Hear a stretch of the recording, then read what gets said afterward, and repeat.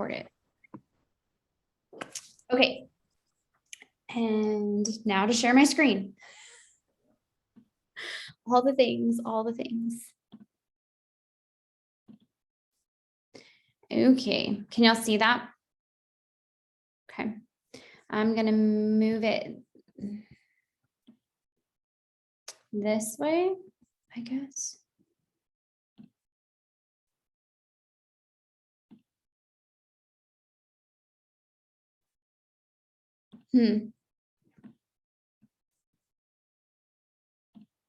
Okay, I had to put the chat up so I could still see the chat even while this is sharing. I haven't used Zoom like this way in a while, so I appreciate y'all bearing with me. Okay, so as we all know, it's been a Monday. I'd love to know what was the Mondayest part about your Monday, because surprisingly, the fact that social media went down for me was not the most Mondayest part of my Monday. The most Mondayest part was the fact that I had a bird in my house, which made things very interesting for a little bit of time. It was actually like 30 minutes before the original workshop was supposed to start. And I came home from the dentist and my cleaning lady was like, I have some bad news. And I really thought she was going to tell me my vacuum just like quit, which would have been okay. It's like a 12-year-old vacuum. And she's like, you have a bird in your house. And I'm like, what? I have a bird in my house. I have no idea how it got here. Truthfully, it makes me wonder how long it's been in my house. But it was flying around and we were trying to catch it, which wasn't working at all. And so finally I was smart. I had a moment where I was like, okay, if we just open the window, it's going to have to figure out that it can fly through the window. And so we just gently guided it that way, which interestingly turned into kind of a metaphor of how I can kind of perceive life sometimes, especially as a mom and a woman, with all the things that we have to do and all the shoulds that go with that. And, it was funny. We were sitting there, trying to corral this bird and catch it, and it would go from here to here. And it made me really just think like, my cleaning lady and I are just kind of like society and all the shoulds to this bird. Like, here, we want you to do this, do what I want you to do. And when we just opened the window, it knew what to do. And I think that was a really good metaphor for, really the vision I have for my own life, and the vision that I want to share with more women is that we have that kind of natural instinctiveness within us. If we just take a minute to really learn to embrace and look inside and let that be our versus, looking to the outside for all of the answers, we really have them within ourselves and can find that window and kind of do it our way with, some help along the way. So that was the most Mondayest part of my Monday. So if you have anything to share, you can put it in the chat. It's just funny. Who'd have thought we would have a global day where social media just went down? It's funny. So speaking of, we can kind of look at this as a typical day of our lives, and the day in the life as a mom and a woman, and it's nonstop from the time we wake up until the time we're in bed. It's all the things. It's the worrying about our health. It's worrying about our weight. It's trying to juggle potentially a job and the cooking and the housework and the kids and the shopping and, just all the things. And oh, by the way, we need to look good while we're doing it and wear, the cutest leggings possible. And really it gets to that point where you can look kind of at your day and you're like, what did I even do? And on top of this, again, we're responsible for so many things, and one of those being cooking dinner. And so it can be really overwhelming. It can be stressful. It can be like, why one more thing? I was working with a client on meal planning a couple weeks ago, and she's like, Kara, I never realized that when I got married, I was going to have to make the decision of what everyone eats for the rest of my life. And that's really an overwhelming way to think about it, but it's so true. And all of those decisions come back on us, and it can be a lot of pressure. We want to prepare things that are nutritious and healthful for our family, but that also taste good and appeal to everybody's different preferences. And a lot of times that sets us up to just, not want to cook, or just feel like meal planning can never work for us. And it's just easier to either pick something up or, throw a frozen pizza in the oven, which by no means is difficult or bad. I mean, that's life, right? The things that we see on social media of the perfect meal plan, of the perfect meals that are put on the table every single night of the week, is really not the reality that most of us live. And so, I really encourage each of you to really give yourself that grace and that compassion to know that what you are doing is the most normal thing you can be doing, and really trying to find that balance.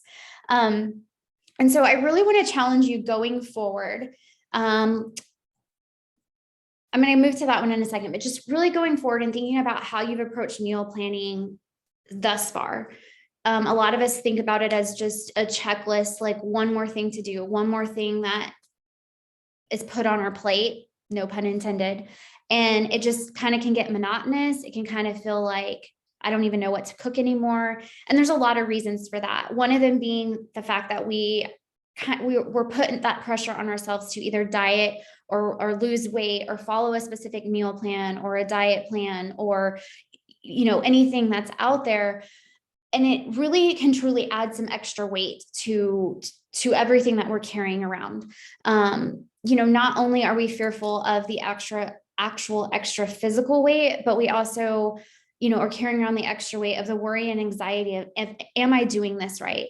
The shame and the guilt, if we eat something that we find pleasurable, and really kind of, do I feel guilty about eating this? Is it okay to eat this?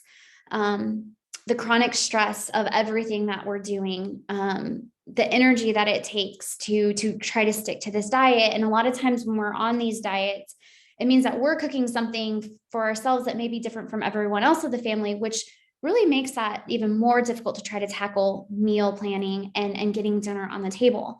And so if you don't know me, I am a registered dietitian, but I really am a dietitian who was raised in diet culture. When I went to school, we calculated calories. We figured out everyone's BMI and determined the number of calories that they needed to be on in order to lose weight. And I struggled with that. I did not have body image issues. I did not struggle with food. I wasn't a binge eater until I went to school to study nutrition. And that's a really hard thing to admit, considering my whole degree is in this. But it was as soon as that thought was put in my head that my BMI said that I was overweight, I immediately thought there was something wrong with me and I was a problem that needed to be fixed. And maybe you feel that way too. I want you to know you're not a problem to be fixed, and that it is very, very possible to have a BMI that categorizes you as overweight or obese and you still be healthy. And that's something that it took me many, many years, a lot of heartache, a lot of frustration, a lot of mental and emotional energy spent on trying to find what would work. And then I finally found the only thing that has ever worked, because what we find with dieting is that it keeps us on this vicious cycle. We are frustrated with our body weight, and so we go, or our body image, and we go on a diet.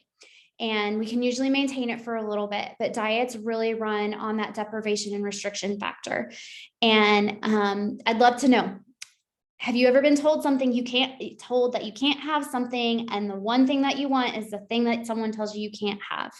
It's exactly how diets are. And we think that it's a lack of willpower that we can't stick with it, but it is a much, much bigger problem. It has to do with our biology. Our bodies are not intended to be on a diet. Our bodies perceive that as starvation. And so it will compensate in any way possible to try to make sure that you stay alive. And then there's the mental part of that. A lot of us tend to think of eating as something that is only physical. It's the food that we put in our bodies, and it's supposed to have an effect on our physical health. And it does, but it also has an effect on our mental health as well. Eating is a two-part thing. It is for nourishing our bodies, but it's also for the pleasure and satisfaction of our minds. Our bodies don't know the taste of delicious food. Our stomachs could care less what the food tastes like, but yet we still want something that tastes good. And so that's the emotional and the mental part of it. And it took me a really long time to realize that food was way more than just the physical part of it, that we have a psychological and emotional connection to eating. And that is why so many of us tend to struggle when it comes to dieting, is because we don't really think about the relationship that we have with food. Our bodies are not calculators. It's a lot more than calories in versus calories out. And so the approach that I take when working with clients and how we approach eating and how we approach health really focuses on that relationship with food. Because the old saying is, you are what you eat. And what I find is a lot of people, when they eat, it leads them to feeling guilty. It leads them to feeling out of control around certain foods. They feel deprived. They have more anxiety because they're trying to stick to this particular diet and they don't know if they can do it. There's social situations that come up that bring on the anxiety of, am I going to be able to do this? They're worried about if they're going to do it right. They're worried about if they're actually going to have success this time. And it ultimately leaves us confused. We are so confused about what to eat these days. You know, you have it on both ends of the spectrum. Eating has become a very extreme sport, in my opinion.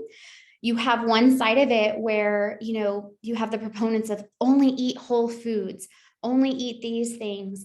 But then on the very flip side of it, you have the diet that is a juice cleanse. You have the diet that promotes eating shakes 2 times a day and then a regular meal. So no wonder we are confused about what we should do. And so when we work on eating, and that's what we're going to work on in the meal planning part of it, we really look at it from the perspective of nourishing, not only nourishing our bodies, but that satisfaction piece, and then finding that balance of nutritious foods, things that we know will fuel our bodies and give us the nutrients that we need to stay strong and healthy and well, along with those, what we call play foods, the foods that we eat for the simple pleasure of satisfaction, because they have to go hand in hand. The Japanese do this beautifully. They have, you know, dietary guidelines, just like we have here in the United States. And one of their dietary guidelines is to find pleasure in the food that you're eating. You can look at it from the perspective of countries in Europe. They see eating as an experience. We see it as work. We see it as a checklist. They really find pleasure in that. And they end up having, you know, an overall greater satisfaction in life. They have much less incidences of obesity and eating disorders. So really, the choice is, do you want foods that make you feel this way? Or do you want to eat foods that leave you feeling nourished, knowing that you are fueling your body, but eating in a way that tastes good as well, that leaves you feeling satisfied? That induces that sense of calm and joy, because you're not overly anxious about trying to stick to a particular diet or worried about what this is going to do. And so you end up getting more pleasure and joy, and then overall that feeling of confidence that you know at your heart of your hearts that you're taking care of yourself. So going forward, I really want you to think about the way that you've approached meal planning so far. It's probably, like I said, something that is just, you do it. It's not always fun. Sometimes it doesn't get done. And I'd be really curious, when you don't do it, what are the feelings that come on? I can tell a very, very big difference in the weeks that I actually meal plan and the weeks that I don't. I am a lot calmer on the weeks when I have a plan. Otherwise I am frazzled. I feel like I can't even concentrate on what I'm doing in the kitchen. I become way more snippy with my kids. I'm irritable. Getting dinner on the table usually coincides with kids, quote unquote, witching hour. And so you have the fact that mom is frazzled and that mealtime stress is high and witching hour. And it is this recipe for disaster. And I think most of us would agree that we don't want our meals to look that way. We don't want to set that up. And so, that's really one of the huge, huge components and the benefits of meal planning is reducing that stress, especially that stress of last minute cooking. They've done some really interesting studies on this and the number of parents that are just I don't even know. And so I want you to stop and think about meal planning from this perspective. Your meal plan and your grocery list are keys to less stress and more pleasure in your life in general.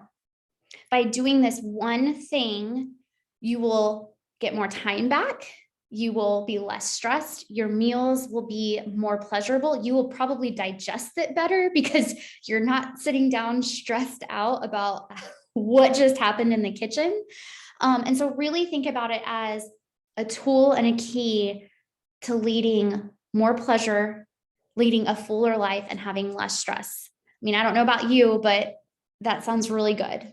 So it also, of course, will save us time and money. When we have a plan, we have that grocery list, we're not overbuying, let's face it, if we go to the grocery store, there's always those impulse buys, 100%, which is fine. But overall, we're saving time, we're saving money, we're reducing food waste because we're only buying the things that we need. It can help us encourage variety. You know, I hear a lot of people say, I just feel like I eat the same thing over and over and over again.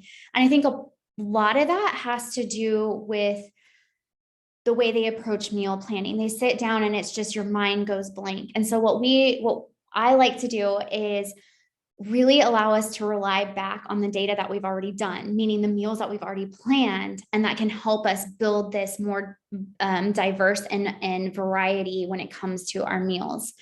And then lastly, a big one, it can help us make peace with food. Many of us have foods that we feel out of control around. If you want to share, drop it in the comments, something that you feel out of control around. I will say that like chips and queso was definitely one of the things that I felt out of control around. Dove dark chocolates were my undoing. I was definitely the person who, when I was trying to follow the diet, would put on this, this perfect eater face in front of everyone, like, oh, I know what I'm doing. I can do that. I cannot have that. But then in the privacy and the comfort of my own pantry with the door closed, hiding from everybody, totally the person who would sneak food or binge eat off of something that I didn't allow myself to have. Many of us do it with our kids' Halloween candy, the mentality of, I might as well, I need to eat the candy before my kids eat it. And so through this process and what we learn in intuitive eating, it can really help us make peace with food. So Diana, you said rice. You don't make it anymore. So part of that is, would you like to make it? Would you like to have it back on your meal plan? Is it something that you find satisfying and enjoyable? She's saying yes. You can't, if you're not on Zoom, she's shaking her head yes to me. So that's definitely something that can be challenged in taking these steps. And really incorporating not only the meal planning piece, but also the intuitive eating piece. Because what we do is, if we plan it out in your meal plan on a regular basis, you're having it enough times and you're getting it on enough frequency that you don't feel deprived from it. And it becomes this idea of what we call food habituation. And it's not a matter of getting sick of food, but it's a matter of like routine and repeated exposures to it will decrease the kind of allure that has. Like for you, rice, you've put into this category of like, and it has this huge emotional attachment to it. And so it has this novelty. So if we put it on the meal plan more frequently, even initially putting it on there more frequently, knowing that, okay, I'm going to allow myself to have rice and I'm going to eat it and I'm going to enjoy it, knowing that I could have it anytime that I wanted, what's going to end up happening is you'll want it less. It'll take that novelty away because you're allowing yourself to have it. And it becomes this beautiful thing where food doesn't have the power over you the way that it might have for so long.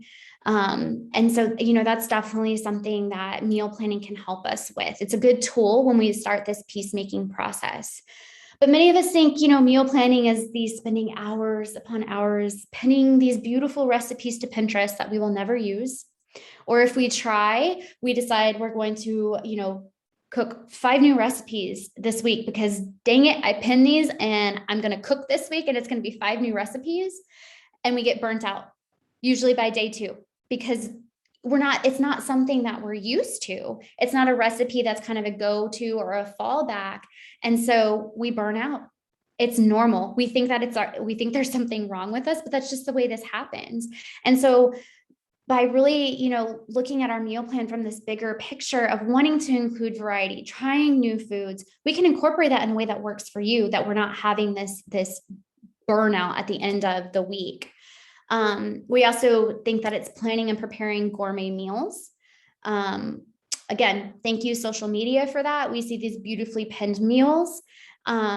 It took a long time for me to learn to be okay that is not me.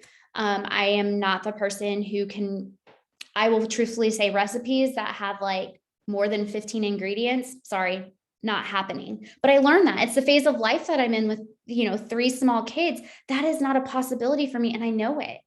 It doesn't mean that it makes me a bad mom because I'm not preparing these gourmet meals. My kids are still being fed. I know those of you on Facebook are not on here, but I have Dr. Katie on here. She's a pediatrician. She's awesome. We have these conversations, and I think she would agree with me, like from the perspective of, the movement from the argument of breastfed versus bottle fed. At the end of the day, fed is best. And that is all that matters. Same thing with our kids and ourselves. Fed is best. It doesn't have to be this gourmet meal. And it doesn't mean that every day is going to look the same. We drive ourselves crazy trying to micromanage every single nutrient on our plate. The hours that we spend logging it into, MyFitnessPal and things like that. Like, if you're watching this on Facebook or Zoom, like, put it in the comments if you have spent time on MyFitnessPal or some sort of tracker, and the feelings that would come when you are trying to track something, right? And you looked up this food and it's like, okay, well, I know I ate this. And you're looking at like the calorie ingredients, and it's, 5 grams of fat versus the 3 grams of fat in the one that you had. And you're like, nope, I can't put that one on my meal planning app because, that was 2 extra grams of fat. That was me. I spent so much time and anxiety and energy trying to make it look perfect, when in the long run, that 2 grams of fat is not going to make or break my health. It's really a matter of looking at this from the big picture and that long-term sustainability of our health. And so, it's really, I want people to have that freedom to know that you don't have to log everything anymore. Or the times that, I did Weight Watchers too, the points, right? And you would eat really careful all day long, and then you'd save your points till the end of the day. And, our bodies do better when we're fed consistently, not having consistent blood sugars throughout the day. And that's the other thing that comes with dieting. We're usually not feeding our bodies consistently. And so we kind of disregard that trust between our mind body. And that, sets us up for that deprivation and that restriction piece as well. Okay, sorry, little tangent there, but we also think it's hours of meal prepping. And if meal prepping is something that works for you, then that works for you. That is really dependent on the way your week looks like. And that's something we can talk about and discuss. Is if your week is so busy, but Sundays work really well for you to meal prep, then that's something you can do. It doesn't work that way for me, and it might not work that way for you. But we kind of feel this pressure of like, oh, Sunday's meal prep day, and so we all have to do this. But if that's not the way that it works for you, and you're finding yourself spending hours meal prepping on Sunday when you wish you were, spending time with your kiddos or, doing a hobby or something like that, that's not setting up that pleasure and satisfaction piece that needs to come from eating as well. You can raise your hand if you're guilty of this one, because it was me healthifying every recipe. Never did I ever use things like heavy whipping cream or full fat anything, because again, healthifying everything was the thing to do. It was the only way that in my head, that paradigm that I had, that's the only way that you eat healthy, is you healthify everything. And what was the cost of that? I'd have something that wasn't as satisfying. And so then I wasn't satisfied, and I'd just keep eating more. Where if I actually would have, really incorporated maybe the thing that had the heavy whipping cream, it would have had a creamier texture, a better palate, and I would have actually eaten less of it because I would have been satisfied. These are all just things to consider. staying within calories, points, or macros, or eating only diet approved meals. So macros is like the new thing. But interesting enough, macros is not the new thing. It has been around for a really long time. I'll let you in on the secret. That's what dietitians have been doing for a really long time. When they give you a meal plan, they have calculated all of your macros and put it into nice little percentages and broken it down into grams for you. Now we just have more and more people doing it. And I will say, let's see, I was in college from 2004 to 2008. And then, so 7 years of studying nutrition, and I did macros for that amount of time. And I will still 100% be on my soapbox and say that will not work. It will set you up for more stress and anxiety when it comes to eating and meal planning. So the way we look at plates, and we'll get more into this tomorrow in day 2 when we look at meal satisfaction and deriving more pleasure from food and mindful eating, ways that we can look at our plates to really make this balanced, but not, weighing and measuring every single thing out or spending hours tracking things. So what meal planning really is a preparedness based on time, the amount of what your schedule looks like, your cooking desire and ability. I think this is a huge one. If you know that you don't have the desire to cook, then let's talk about that and figure out what are simple ways that we get meals on the table, because not all of us have that desire to cook. And for some of us, that changes from a week to week basis, depending on how things are, changes 100% based off of how I feel. And that's influenced by hormones, different things that are going on, right? And so I have to match my cooking desire to what I'm putting on the table. I'm not going to try a new recipe if I know that this week I have 1,000 things on my plate. It's not going to work. I will be frustrated and resentful. So we have to look at it on those as well as our taste preferences. And the idea behind this is it allows structure while still honoring your hunger. The idea of honoring your hunger is really about listening to your body's cues. So when we are hungry, there is a whole mechanism that goes on our body to send the signal to our brain to say, hey, I'm hungry. I need some food. For a lot of us, this feels like rumbling in our stomach. We can pick up on when we are hungry. For some of us, we've spent a lot of time suppressing that hunger, that we may not be feeling those hunger cues. We may not actually feel hungry until we get to a more intense symptom or not even side effect, a more intense signal of hunger, which could be a headache. Some of us, if we go too long, we get a headache, and that's the only way we know how to eat. Many of us only know hunger to the extreme of being hangry. When we are so ravenously hungry, we sit down to eat, we eat everything in front of us as fast as we can because our body is saying, I need this food and I need it now. And that perpetuates those feelings of being out of control when it comes to eating. So we work on really understanding those hunger cues. My question to you, you can put it in the comments. When you are thirsty, do you get something to drink? For most of us, the answer is yes. When we feel the need to go to the bathroom, do we go to the bathroom? For most of us, the answer is yes. Each one of those is a body signal telling us, it's our body is sending a signal to our brain saying, I need to drink something. I need to go to the bathroom. So hunger is no different. We have spent a lot of time really vilifying hunger and how dare I be hungry if I only ate an hour ago. There's a lot of things that go into hunger. Again, different hormones at different times of the month, different activity levels throughout the week. If we've worked out really heavy earlier in the week, our bodies are probably trying to play catch up later in the week. The amount of sustainability in what you just ate, was it balanced? Did you need more protein? Did you need that carbohydrate piece? And we'll get into how carbs, fats, and protein really kind of work and how they play into this hunger and fullness factor. But hunger is normal.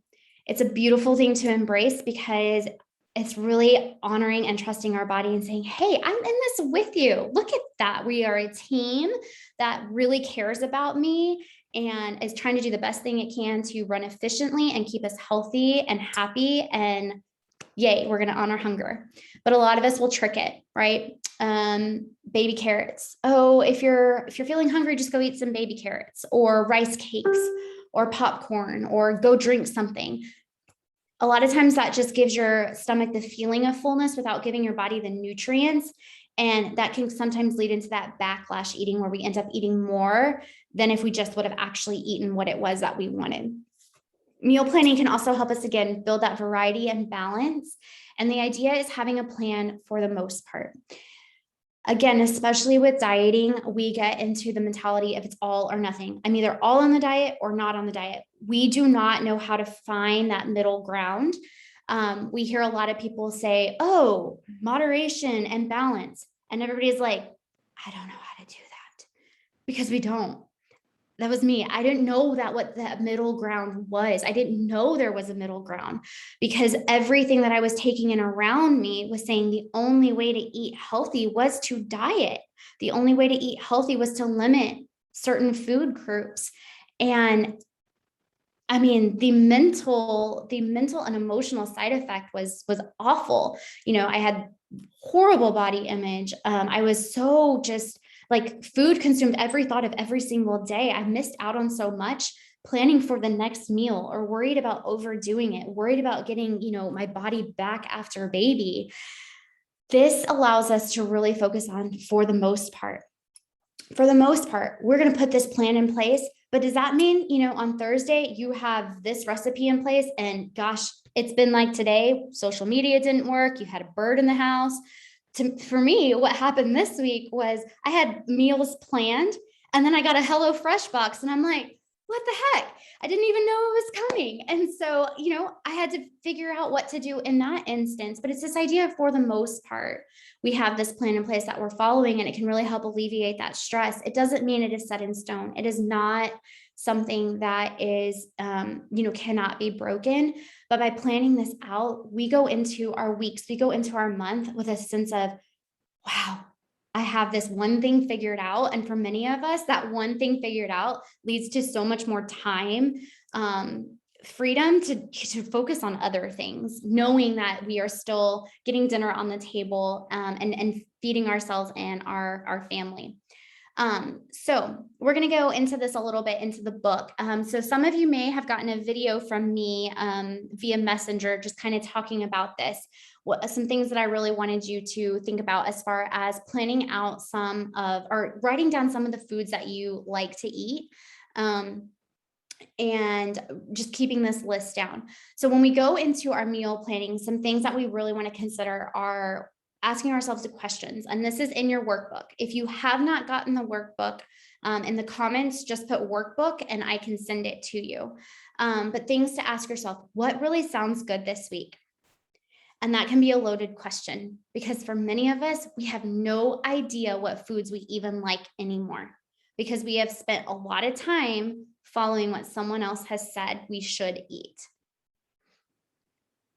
I've learned I don't like spaghetti. It's one of the easiest things I can prepare, and sometimes I do it, but I really and truly don't like spaghetti. I like lasagna.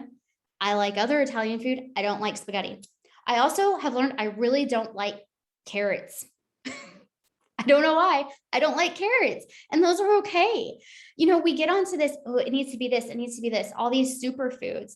Well, you know what? If you don't like kale, there are a ton of other green leafy vegetables out there that will give you just as many nutrients as kale. But someone, and I don't even know if kale is like if they have a kale co-op, or, like they have different groups that market for different products. Like someone did a really good job of marketing kale, right? Superfoods, that term is really a marketing thing, because just having fruits and vegetables are any of them are going to have benefits to your body. It doesn't mean that it has to be this specific one.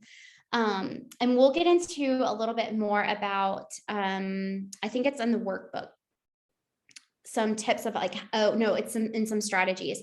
I'll give you some strategies on how to keep more fruits and vegetables on hand. But really asking yourself, what sounds good? Diana, you said your kids get tired of spaghetti. Like, I get it. It was kind of that go-to meal that it was there. But when I started really being able to implement this meal planning strategy, it was eye-opening to see like the variety that I could bring into play. And we still have the staples that everybody enjoys, but I can guarantee you we eat much less spaghetti than what we did because I have it planned out. And so when we do have spaghetti, it's really like mom's desperate and we're having spaghetti. So it's just this beautiful thing that when we give ourselves this grace, and if we really and truly look at it from not this chore that needs to be done, but really as, hey, this is one thing I can do to take stress and get back some time in my life, it really becomes something that's easier to implement. So another thing, what does your schedule look like this week? Many of us have a standing schedule, but a lot of times it doesn't go from our calendar or our planner onto our meal planning. It's important to write those things in there. If like for us, every Monday we have dance from 4 to 5, and on Tuesdays we have dance from 6 to 8. So on Mondays, I need to cook something that we have enough for leftovers on Tuesday, because I'm not going to try to cook again. We have to eat before we go to dance because I'm not eating dinner at 8 o'clock. So I know that about Mondays into Tuesdays. So I cook Mondays and I cook Wednesdays because Wednesdays we're home. Thursdays we have catechism and Good Shepherd. So that either means we have leftovers on Thursdays, or we pick up something from town, like if the kids want Chinese food or something like that. It's the other thing I've learned. I don't have to attempt to cook every single type of food to make it healthier, because I know that I've incorporated and built in ways to eat the foods out that I do not like cooking, or that I am terrible at cooking, AKA Chinese food. It tastes a lot better when someone else cooks it. And so I built that into that. And that's what we take into consideration too. Do you feel like trying something new? Do you have the time, the desire to commit to working on a new recipe this week? What do you already have on hand? And this is where, really trying to figure out, if I overbought last week, what can I do this week? Because again, it's a plan, right? I actually find that sometimes when I meal plan, I over plan. And so then I have something to carry me over into the next week, but I need to acknowledge that and look at that and write that down and remember that that's what I have there. Or if I don't feel like eating it, can I freeze the things that are there? And then really, what meals do I want or need to eat out? Again, when we tend to follow that dieting mentality, it's all or nothing. Well, if I'm on a diet, I can't eat out, right? Or we think, eating out is bad for us. But the truth is, we all enjoy going to a restaurant or picking something up from a restaurant. And let's really be honest, most of us have like cooking fatigue after 18 months of being at home. And so give yourself that grace and that compassion that we're going to build this desire to eat out into it. But knowing that when we work on these tools, like honoring our hunger and our fullness, we're not going to overeat. We're not going to, binge off of this, because we have these tools that we're using. And so these are all really good things to kind of work through. And I will go over it in the workbook, but actually in the workbook, one of the pages has these questions listed out as a way for you to go through week by week and kind of answer these questions. I call them meal planning reflections. And as you get, better and better at implementing this, these become things that just automatically go through your head as you're writing things out. You don't have to go back and answer any of these questions. And the beauty about this is it can work from a week to week basis, or if you're wanting to plan out multiple weeks meals, this is also a guide, because if we really sit down and do this work, we can look at our whole month of a schedule and figure out, okay, this is what's going on, and we can build these things into it. And so it works whether you're doing it weekly or monthly. So some other things to think about. Now, I think this one is really, really key. And Diana, maybe this one's spaghetti for you. I think Diana might have had to hop off. I see Karen there. Hi, Karen. But having the ingredients for 3 to 4 go-to meals. This means you have the ingredients to throw these things together. It doesn't require you to have a recipe on hand. It's just you go to it, and it's usually an assembly type thing, not a whole lot of cook and prep work. For us, it's spaghetti, because jarred pasta sauce, pasta, and ground meat, and it's done if I can't get anything else on the table. Stroganoff is another one that's for us, because it's ground meat, cream of mushroom soup, sour cream, noodles. Easy, done. Don't have to think about it. Chalupas, which if you're not from Texas, you might not know what a chalupa is, but You have bean and cheese tacos, but we like bean and cheese tacos or chalupas, bean and cheese chalupas, because they're easy. We get it on the table, everyone's fed, right? Again, fed is best for all of us. So think about what those 3 to 4 go-to meals are, write them down, and make sure that you have the ingredients for those things on hand for those nights that you get home or it's been a day and you're just like, nope, not doing it. It is something that gets a dinner on the table without necessarily having to, order something or pick something up. Incorporate 1 to 2 recipes at a time you want to try. I would say really and truly no more than 1 new recipe per week, because again, we don't want that burnout. We want to be able to add variety without feeling overwhelmed in trying things.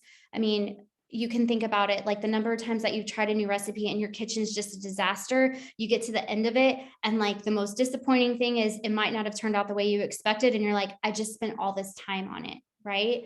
And so you don't want to set yourself up for that burnout if you're planning 5 new recipes a week.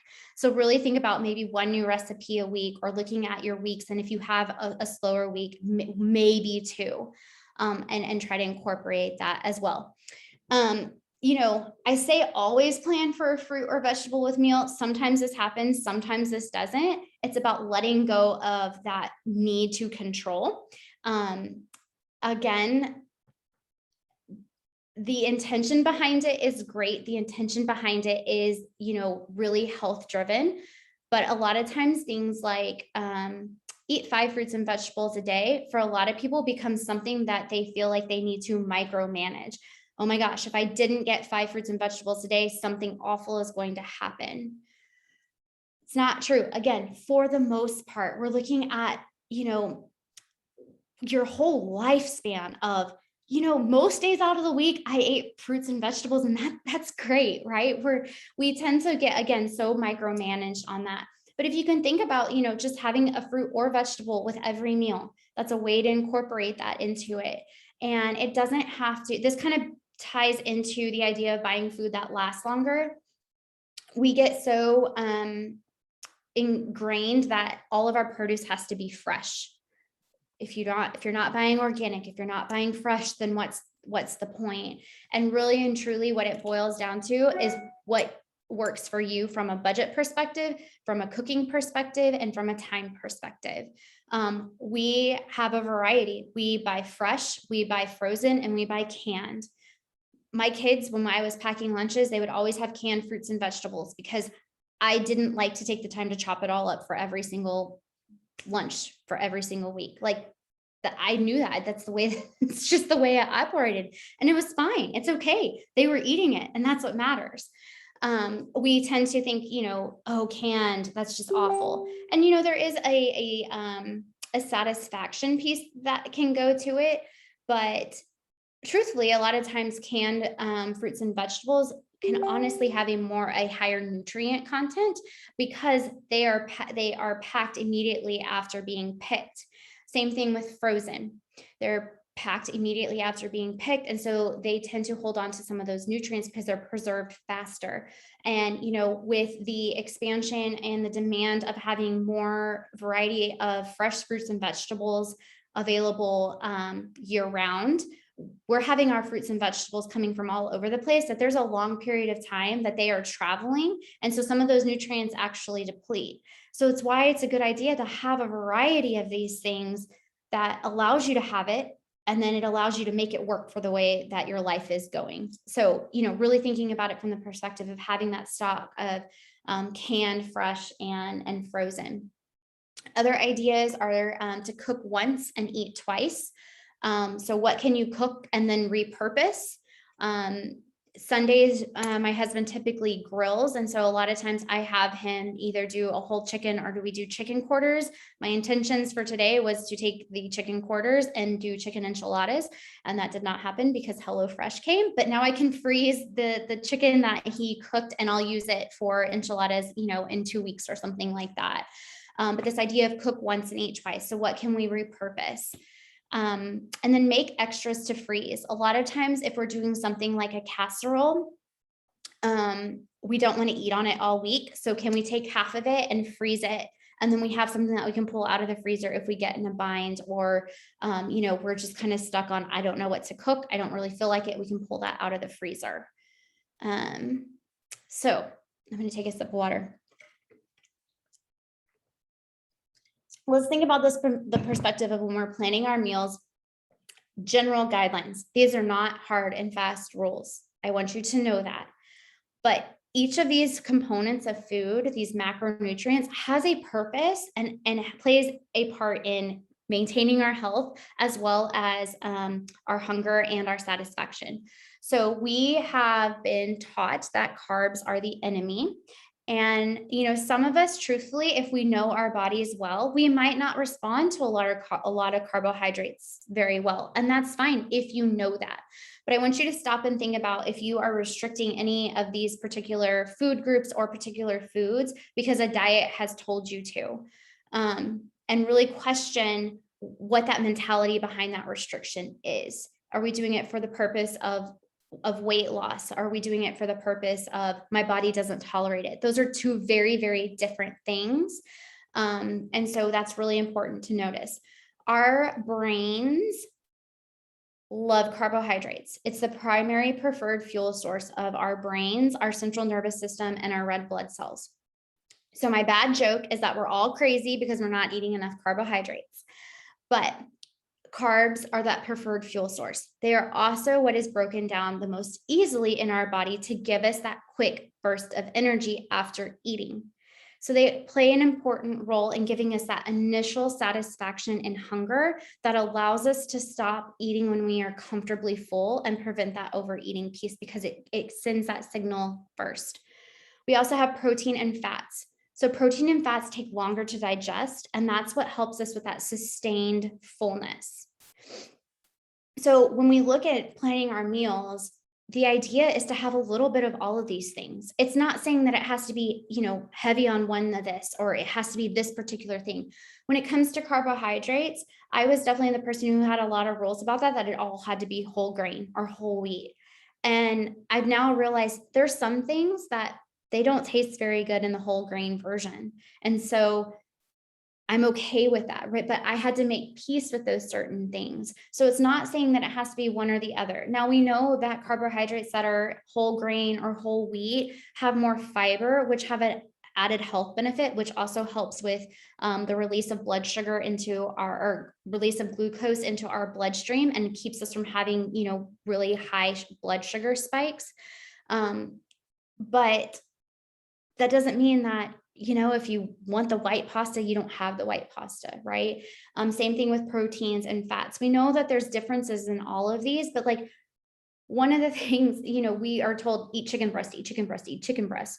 Well, truthfully, the dark meat of chicken has more nutrients than the chicken breast, like all these nutrients. So maybe we have a variety of those things and figure out how we incorporate a little bit of all of this. So it's not a hard and fast rule, but when we sit down and we plan something out, thinking about, okay, I'm having this that has protein, this is the carbohydrate, and I'm going to cook it in this particular fat. We know that there are, not all fats are created equal.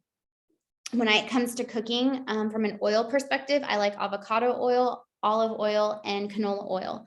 Avocado oil because it has that higher smoke point, meaning I can cook things at a higher temperature and then that oil is not going to degrade. When that oil degrades is when we end up having free radicals into our bloodstream, and it's a whole thing. But there's also times that I know, there's not also times. Anytime I cook eggs, I like my eggs cooked in butter. And so there's certain things that just taste better if we use a different application for it. And there's not a right or a wrong way to do it. It is a matter of what is aligned with you. Diana's asking, ideally, do we want to include all 4 of these in our meal? Ideally, yes, because they all do play a different role in that, that's satiety part of it, but it's not saying that, it's not a hard and fast rule. Again, it's for that most part. So let's say, I don't know, I'm trying to think of something. So let's say like it ends up being a meal that is heavier on protein with vegetables and it's cooked in oil, whatever. I'm trying to think of something, and you don't have a whole lot of carbohydrates. That's okay. Just like if it's something that tends to be carb heavy because you want a little bit of that comfort. And so you're going to have, a bowl of pasta and it's not going to have a whole lot of protein to it. That's okay too. Again, it's for the most part, we tend to look at it as only this snapshot, and this one meal is going to make or break our health. And that's not the way that works. It's really for this most part. And so I don't want you to think about it as a hard and fast rule. And I think it's really important to understand, if you're not having one of these, what is the reason behind it?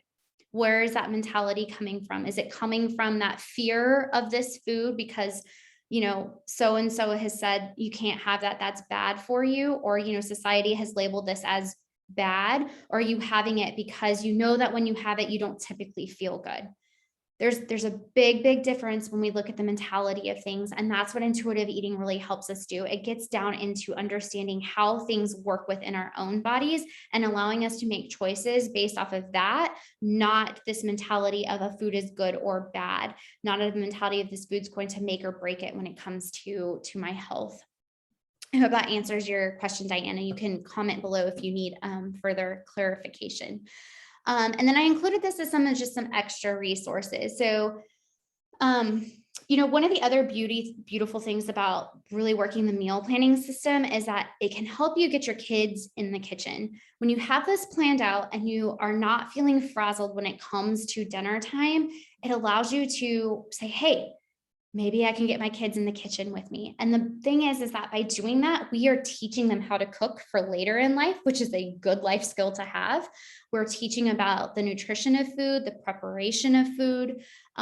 It gives us the time to have different conversations, and we're building those lasting memories. I guarantee you that most kids would remember spending time in the kitchen with mom or dad over, some other trip or whatever. I actually, I had a session with someone and they asked me, if I was to die tomorrow, what would my kids remember the most about me? And I said, well, for my daughter, Kennedy, it would be the trip to Disney World, because that was a really magical thing that she and I did in her short little life. I said, but for the boys would remember being in the kitchen with mom, because anytime I'm in the kitchen, they're like, what can I chop? What can I stir? And I will tell you, my son, Logan, he's my middle one. He has been my one who is always bouncing off the walls. He's the one who has been the hardest for me to parent. But when I gave him the ability to chop squash and zucchini, I have never seen that kid concentrate more and want to learn and feel that sense of, I did this, and it's beautiful. So my boys definitely love to be in the kitchen with me. Kennedy tends to like to bake more than do the everyday thing, but it's a good teaching tool, and it fosters that bond. And the other thing, and we'll get into this more on day 3 when we talk about raising healthy eaters, kids who have their hand in preparing whatever you're having are more likely to eat what's on the plate because they know they helped with it. And the other beautiful thing about teaching your kids how to cook is you can have aspirations like me, that by the time my kids are in middle school, I have 3 of them and they will all be in charge of dinner 1 night a week. And that's 3 less nights a week that I have to cook. It's going to be great. I don't care what it is, but I don't have to cook it. And so, it just really helps them build that autonomy. And I think, life skills, right? We all need to learn how to cook something, even if it's just eggs. HelloFresh, I mentioned it today. I went through a huge food jag this summer where it was so hot. I didn't want to cook anything. I didn't want to think about it.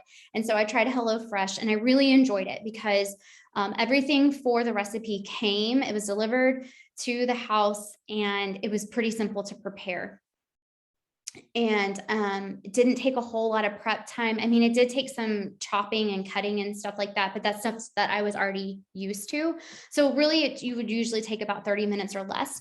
The downside to it is you have to be careful to make sure that if you do not want a box for that week, that you cancel it and you don't end up like me, who got a surprise box today.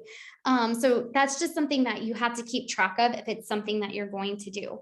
Going back to the kids, we subscribe to Radish Kids, which is a kids cooking subscription box. And so they send us 3 recipes a month, just the recipes and a cooking tool.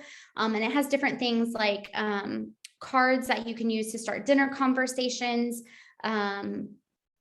bonus recipes, and it comes with a cooking tool. So the kids really enjoy that too, because a lot of times it has different themes, and it can expose them to different foods from different cultures as well.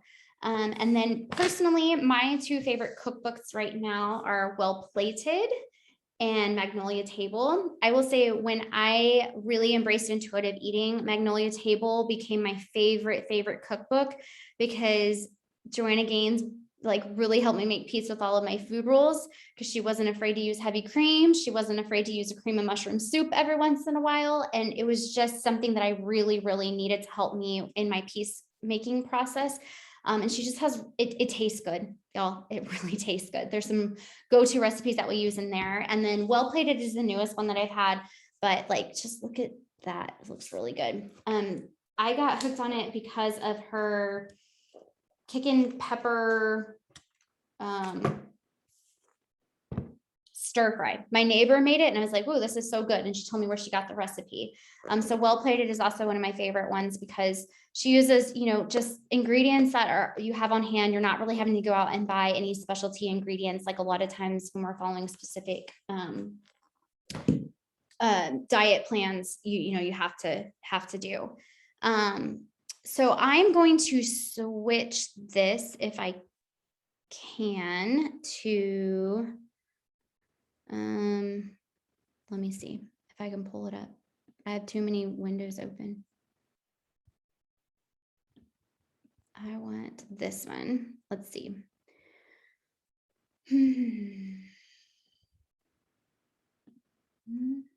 Maybe. Let me see. I don't know. Let me stop. Well, screen share. There we go. The workbook. Okay. So this is kind of that pre-work that if you received a video from me, I kind of talked about this idea of making lists of foods. So again, this really allows you to stop and really think about what do you like to eat? It's the $1 million question right now. Because again, a lot of times we've been unbeknownst to us restricting things because we've thought of it as, oh, that's bad for me, or I can't have it because that diet says so. So I want you on one side, I want you to list all the foods that you currently eat and enjoy eating. And this is anything, because sometimes you have a favorite side dish and it's easy to build a main, like a protein to pair with that side dish. And the side dish is really the star of that dinner and what you're going to find the satisfaction from. But again, we tend to think about it. We have to really focus on the protein piece and the sides are just the accompaniment. But sometimes it's that side that you're like, no, I really enjoy this. What can I pair with it?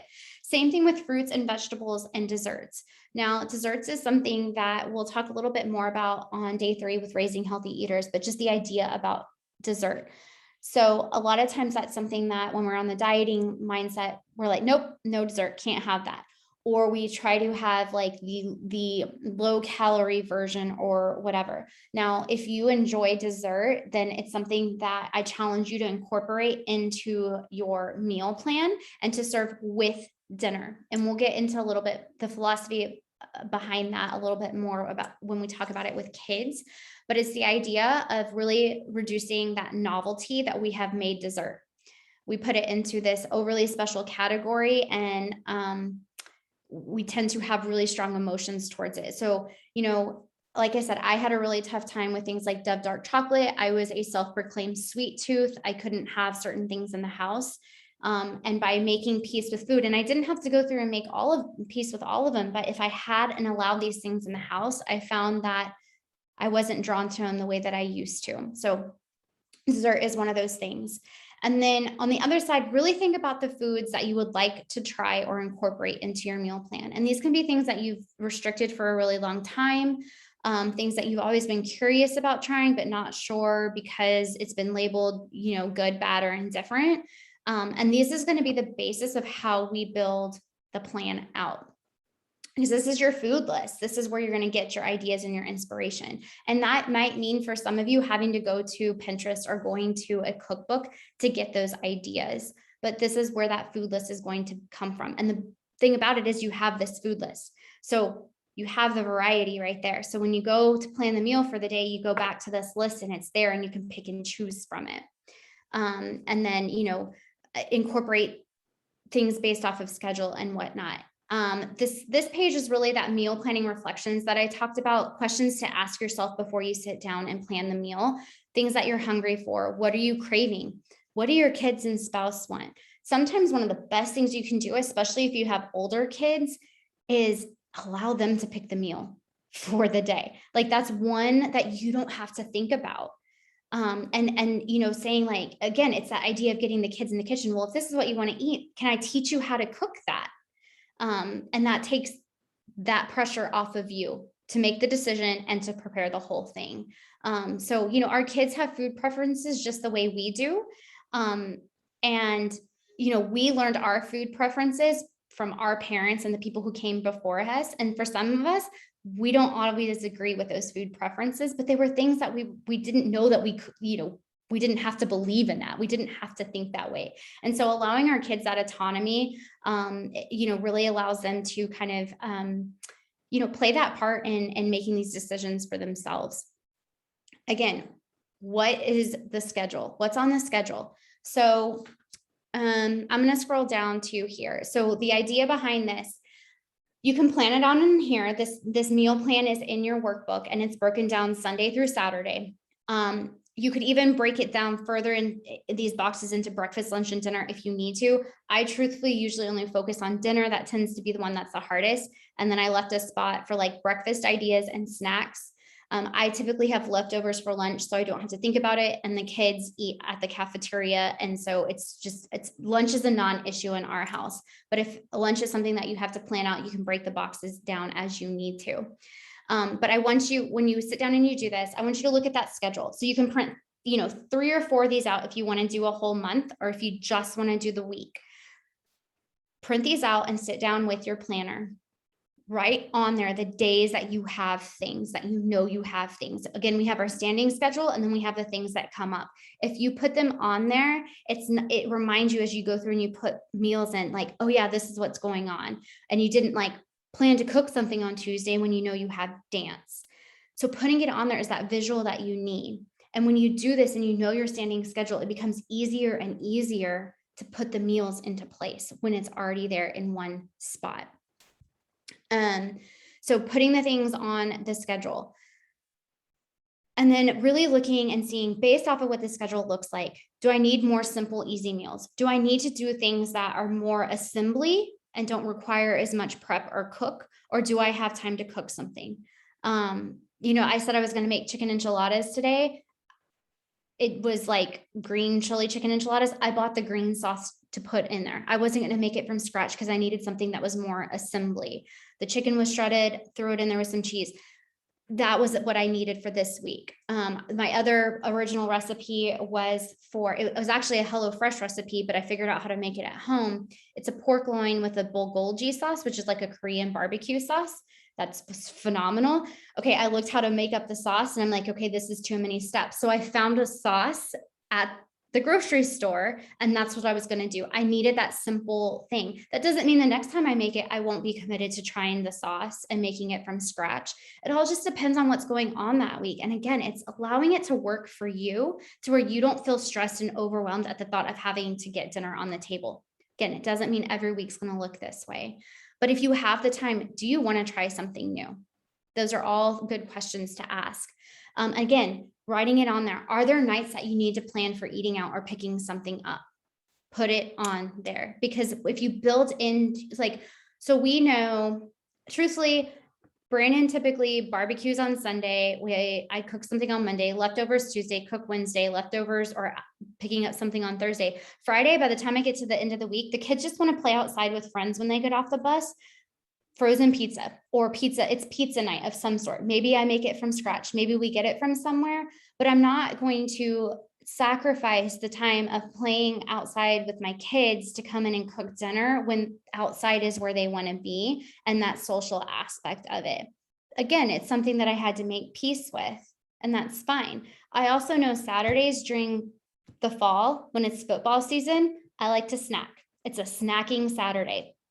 That doesn't mean it's like that the rest of the year. It's just when football's on, I tend to like snacks, and that's just the way it is. And it's okay, but I know these things. And I've given myself that permission to really explore and understand what works for me. And so I really want to challenge you to give yourself that permission to explore that for yourself as well. And so that's really the heart of when we're looking at this meal plan. If you want to do it for a month, you could take exactly this and plan it out for the month. It's really working for that list. And I will also email out, some quick recipes that I have on hand that I've put together for you if you need some of that inspiration, some of the things that we enjoy.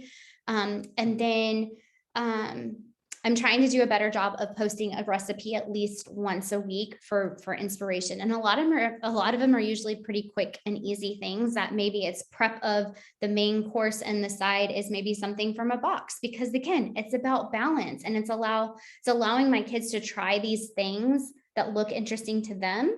Because if I don't, then when they leave my house, they may have the tendency to go binge off of it or not know how to control themselves around it because mom didn't allow them to have it. So on the back side of it, or the last page of your workbook, is really your grocery list. And so I broke this down into different categories of the grocery store.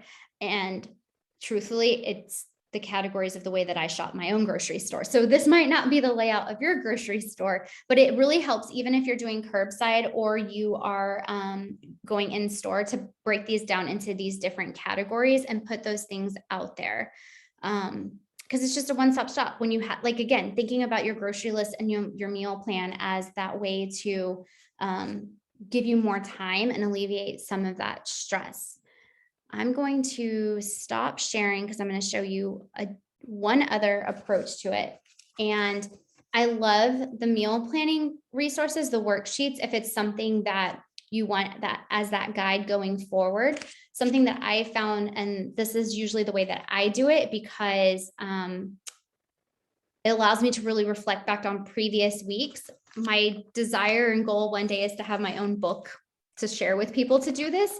But for now, I just use the little craft paper notebooks from Amazon. And I take exactly the way that I wrote out in the resources I gave you. And so I don't know if you can see this really well, probably not. So on one side, I have the days of the week: Sunday, Monday, Tuesday, Wednesday, Thursday. And again, I pretty much know our schedule based off of the things that are standing. If there's something going on, I write it in there. Like this Friday and Saturday, we're going to be at the beach. So beach is written on there. Previous weeks, I have like church cookout. So it's written on there. So I know what's going on. But I put the recipe or the meal on this side. And then I have the categories of my grocery shopping on the other side. So it's all on one page. And so if I write down chicken enchiladas, I know that these things are what I need, and I just put them on there. The beauty in this is that when you do it and you could do a new page for each week, you start to build this library of different things that you've cooked in the past that you can just reflect back on. If you're stuck on, well, what do I cook this week? You can go back and look at things that you've cooked in the past and say, oh yeah, that sounds really good. Or we haven't had that in a long time. And you can pop that on your list. The problem is just keeping track of this. I tend to lose it a lot, or the kids take it and scribble all over it. This is the one I'm currently using, but interesting enough, it was from almost 3 years ago, because I also had my packing list from a funeral that I had to go to on there. So, I just pick them up and that's what I do. But I love that you can go back and look at the things that you've done in the past. Oh, Katie, you use an app. That sounds interesting. I can't work that way. My mind doesn't work that way. I actually got a cookbook stand for myself, and that's been really helpful, because what I hated was like trying to pull it up on my phone, or having the cookbook flat and then I couldn't see what was going on, or I splashed things all over it. But if an app works for you, that's great too. It's, again, all a matter of what works for you. Paper works really well for me because it's just the way I visually see things. But again, it's all about whatever works best for you. So if y'all can come off mute if you want, if you have any questions that you want to ask, or any thoughts or comments or anything that maybe I didn't cover or answer well that you want to ask. I was just going to put in the chat, but I didn't think that I was going to be an app person either. But Yeah. this paprika app, Okay. it holds all your recipes. And then if you do it on a desktop, you can just like drag it on the calendar. If you're like, oops, I didn't get to it that day, you can just drag it to another date. If you're on that recipe, then you just click add ingredients to grocery list, and it puts all the ingredients on your grocery list. Before it goes over, you can like uncheck like water or flour if you already have Yeah. it, you know. But then it puts it in an itemized grocery list by category like you had. And then it tells you like the last time you cooked it when you bring it up. And it's so nice. And then as you're cooking, you can actually cross off the ingredients that you're adding. It has built-in timers. It's really cool. So it took That me a sounds while like to a get used really, to it. yeah. No, it sounds like a really intuitive app. Mm-hmm. So that's called It's really nice. paprika. It is. It does cost money, but I use it multiple times a day. So it is totally worth it. It's not way unreasonable, but it is, I want to say it's like 25 bucks or something, but then you have it.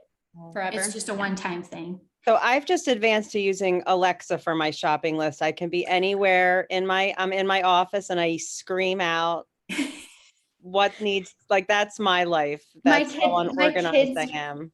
my kids really enjoy that, being in the kitchen and saying, Alexa, add this to the grocery list. And then I can Yeah. replay it back when I make that out. And so no, I agree. That's made things easier, especially like for in that moment, needing to remember In the what kitchen, that's how I'm doing it. It's just like in the moment, or if I'm, writing something out that I need or a recipe like that, then that's just my prompt to get it on my list. I'm just yeah. not, an app No. is one more thing, but I wear a diabetes meter on my arm, so I'm very app Yeah. dependent for Right. other reasons. So like one more thing in addition to being wired for work is too much. And Kara and I chatted a little bit when I first met her in Texas. I'm like the non-cooking working mom who's looking for the most simplest solutions. But Kara, there's great tips in here. So Thanks. No, and that's the thing is like, I mean,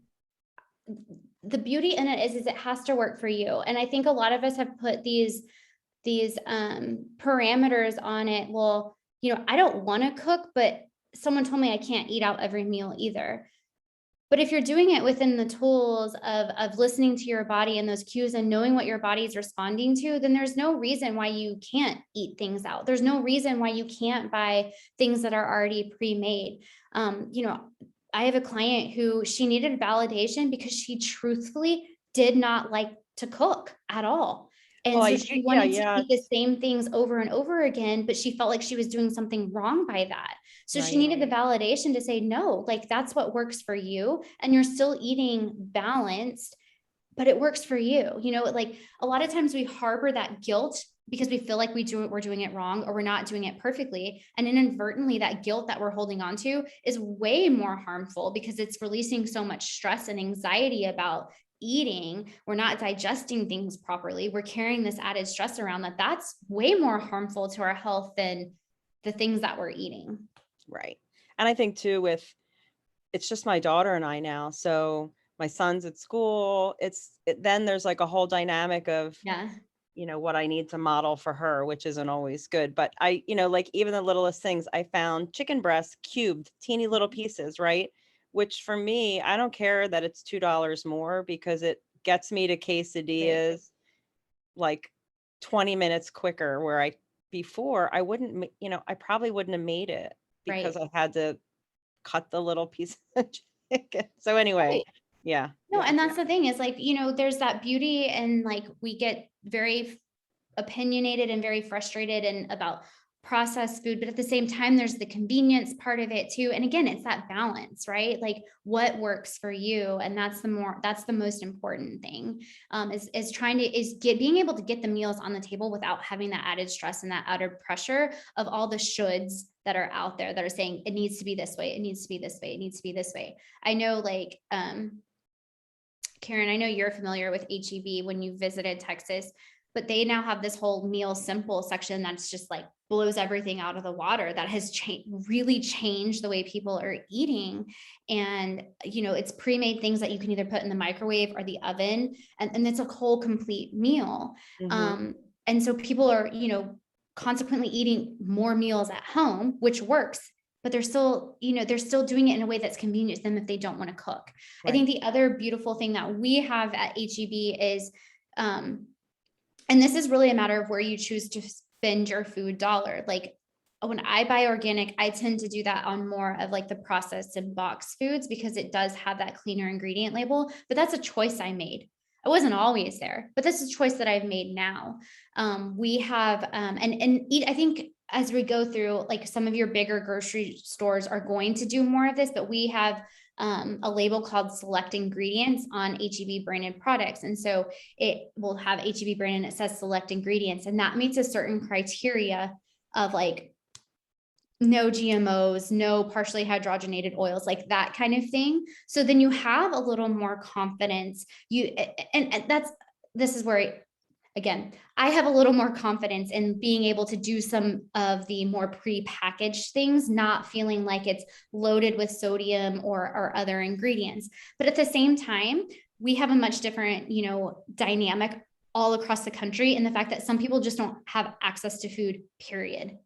And so we tend to get on these soapboxes that it needs to be this way, it needs to be this way, it needs to be this way, when in reality, sometimes people just need to be eating the food. It's like if you tell someone, well, you should really only eat the apple if it's organic. Well, if they can't afford organic, just eating the apple, choosing the apple would do more good for them, but someone's told them it can't be organic. So then they buy, they spend their food dollar on something else. Right. It's really a matter of, again, it has to work for you. And we have gotten so used to having someone else telling us how to do it that we don't even know how to make it work for us anymore. Yeah. Diana's back. I'll see if she has any questions.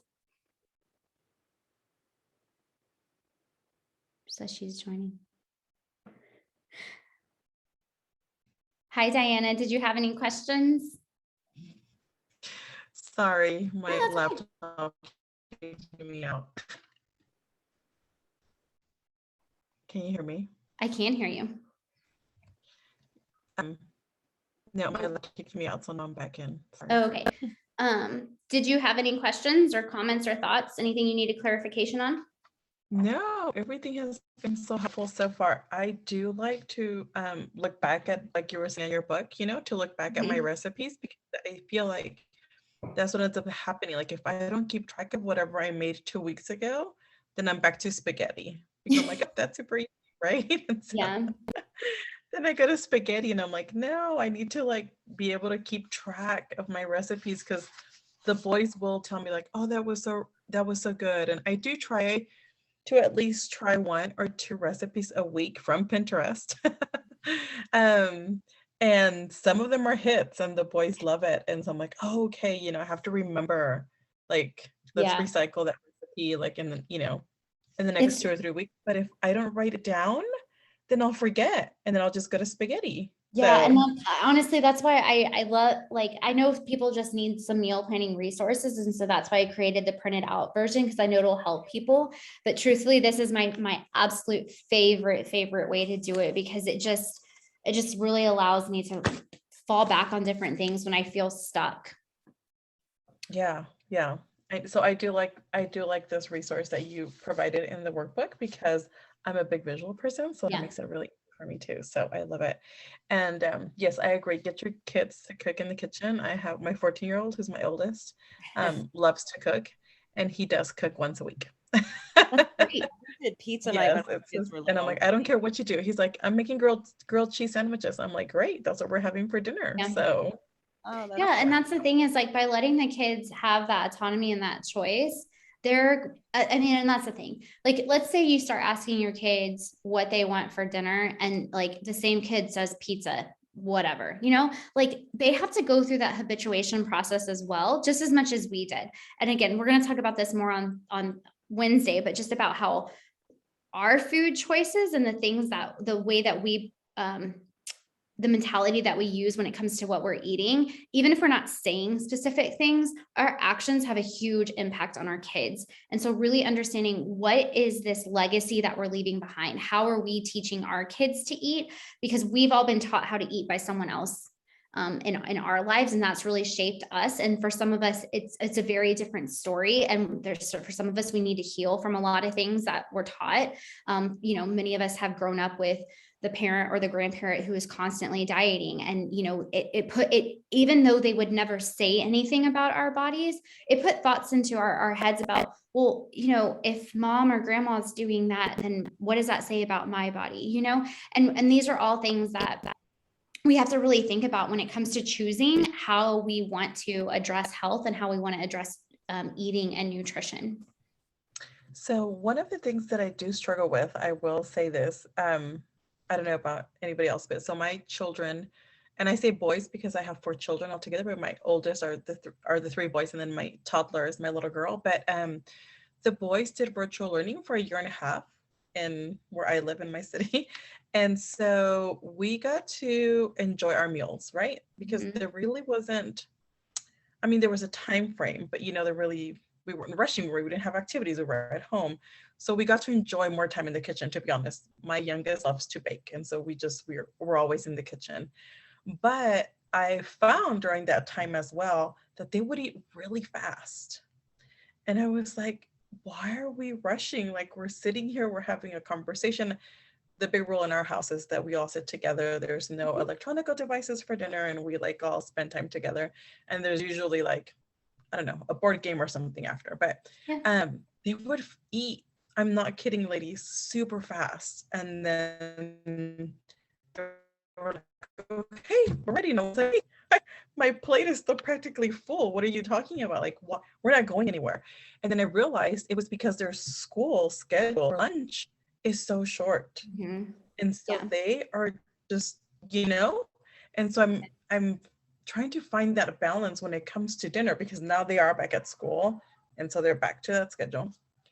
And I'm like, how do I help them to really savor their food and enjoy it, and not, I tell them, you're swallowing your food, like you're not even really enjoying, we spend probably so much longer in the kitchen making it than what they do eating it. Always. And so I'm struggling there. I'm struggling there, trying to find that balance to where I say, it's okay that we're at the dinner table for 45 minutes. Like, it's absolutely fine. And so we're actually going to talk about a little bit more of that tomorrow in tomorrow's session. It's all about mindful eating and how we can incorporate that into mealtime and really helping it to be mealtime success.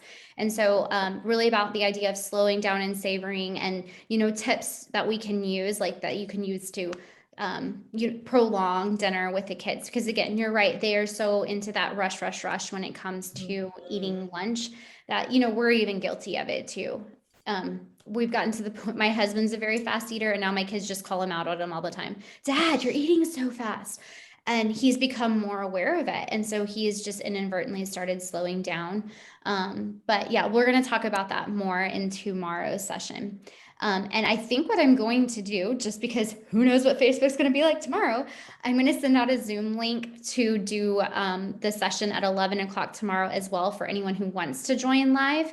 And I will try to stream it into Facebook as well. It looks like it's doing it right now, but I truthfully don't know what that looks like. But I don't want to set myself up for the way things went today. So it seems like Zoom's working okay. So that's what I'm going to do for tomorrow as well.